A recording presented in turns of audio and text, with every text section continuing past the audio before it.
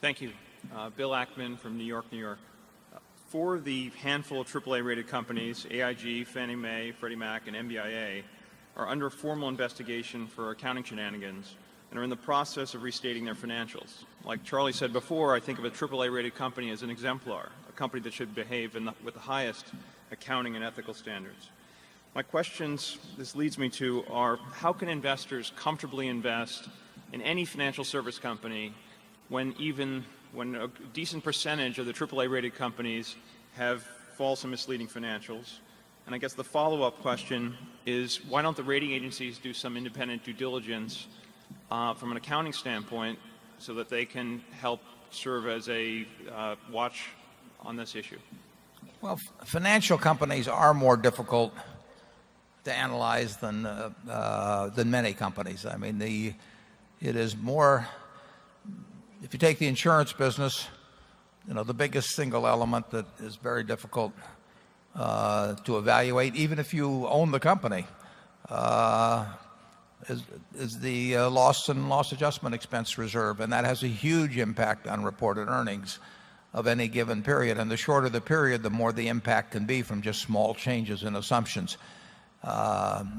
We carry, we'll say, $45 billion of loss reserves, but if I had to bet my life on whether $45 billion turned out to be a little over, a little under, I mean, it'd be I'd think a long time. And you could just as easily have a figure of $45.5 billion or $44.5 billion. And if you were concerned about reporting given earnings in a given period, that would be an easy game to play.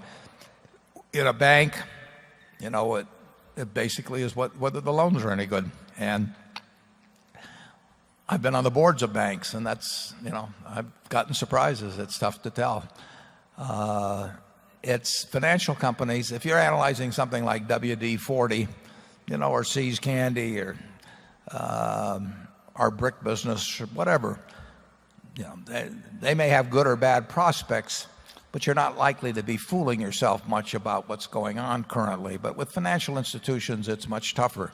Then you throw in derivatives on top of it. And it's no one probably knows perfectly what some of the, or even within a reasonable range, the exact condition of some of the biggest banks in the world. But that brings you back to the due diligence question of the agencies. You had very high grade, very smart, financially smart people on the boards of both Freddie and Fannie, and yet, one was $5 billion and one was apparently $9 billion. Those are big numbers, and I don't think those people were negligent. And it's very, very tough to know precisely what's going on in a financial institution. Charlie and I were directors of Solomon, and Charlie was on the audit committee, and I forget the size of a few of those things that you found, but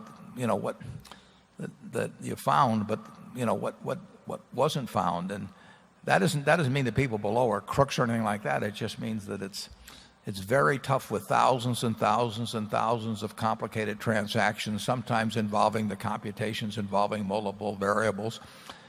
It can be very hard to figure out where things stand at any given moment. And of course, when the numbers get huge on both sides and you get small changes in these huge numbers, they have this incredible effect on quarterly or yearly figures, because it all comes lumped in. Those adjustments come lumped in a short period of time.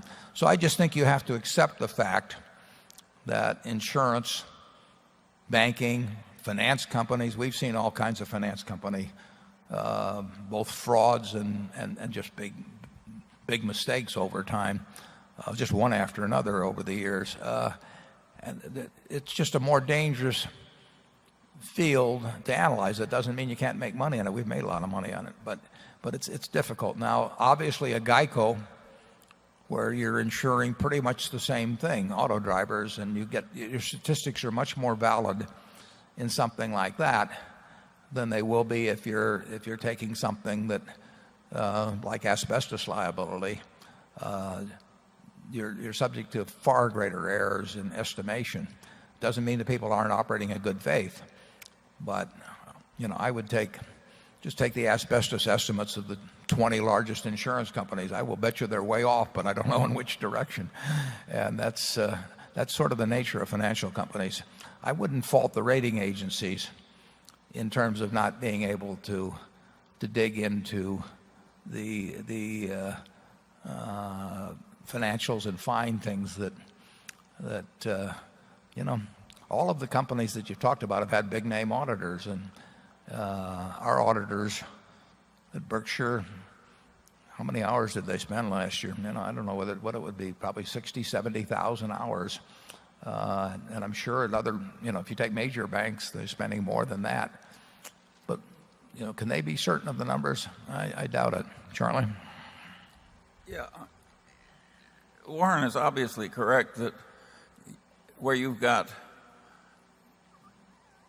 complexity, which by its very nature provides better opportunities to be mistaken and not have it come to notice, or to be fraudulent and have it not be found out, you're going to get more fraud and mistakes than you are if you're selling a business where you shovel sand out of the river and sell it by the truckload. Just as a business that sells natural gas is going to have more explosions than a business that sells sand, a business like these major financial institutions, by its nature, is going to have way more problems. And that will always be true. And it's true when the financial institutions are owned by governments. In fact, some of the worst financial reporting in the world is done by governments. And governments, institutions like government banks in China, etc. So if you don't like the lack of perfect accounting in financial institutions, you're in the wrong world.